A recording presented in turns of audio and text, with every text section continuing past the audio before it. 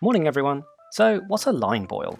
A line boil is a simple technique that gives your line work a wobbly effect as though it's boiling. This can give your animation a more playful and textured quality, ranging from having a juvenile appearance, having an energetic and somewhat chaotic feel, and just a way of gently keeping your drawings from looking completely static. There are easy, artificial ways of creating a line boil, which I'll cover in a bit, but creating a true line boil does, unfortunately but not unexpectedly, take a bit of time and effort to set up. This method can be done in any animation software, so long as you can draw frames and enable onion skinning.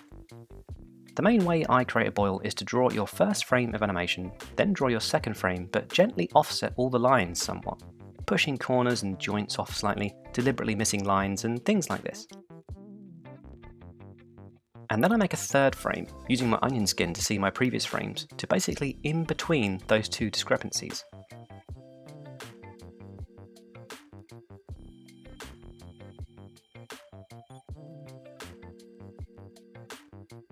I find 3 frames minimum makes the best loop, as 2 frames seems a little distracting to me, as you can tell more clearly that there's a loop going on, but 2 might work for you, and you can use more than 3 as well.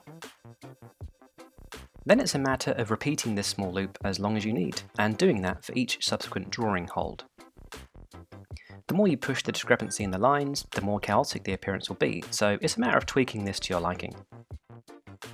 I'm not sure exactly when line boiling first started, though it may have been an attempt at keeping limited animation, where characters don't move much, from looking static and dull.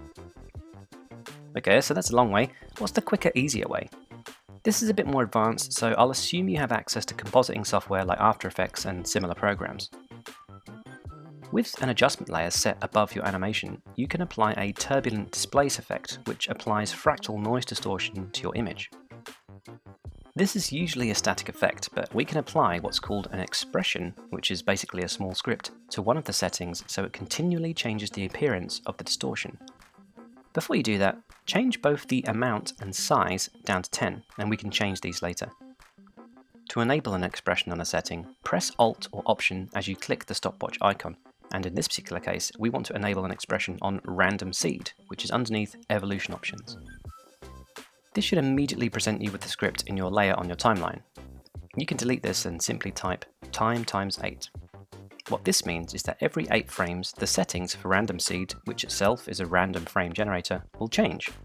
At least I think that's right. I sometimes still don't understand the language behind expressions, but basically this will create a constant visual change while your adjustment layer is active.